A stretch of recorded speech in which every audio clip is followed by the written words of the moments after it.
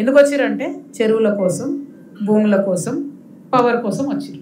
వచ్చి ప్రతి ఒక్కరు, ఇప్పుడు నేను చెప్పిన ప్రతి ఒక్క ఎమ్మెల్యే గారు స్థానికంగా చెరువుల కబ్జా, భూముల కబ్జా. ఇక నేను ఎన్ని చెప్పాలి డీటెయిల్స్ చెప్దామంటే భయంకరమైన పరిస్థితి ఉంది.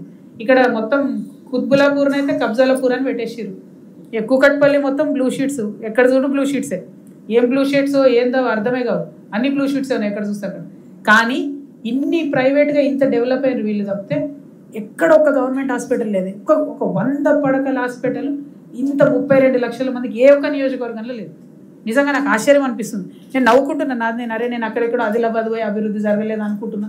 మేడ్చల్ లేనిది ఇట్లా పరిస్థితి ఉందండి. గమ్మత్ ఏంటంటే 6 అడుగుల బుల్లెట్ హెల్త్ మినిస్టర్, ఆయన ఎక్కడ కట్టలే మరి 100 పడకల హాస్పిటల్.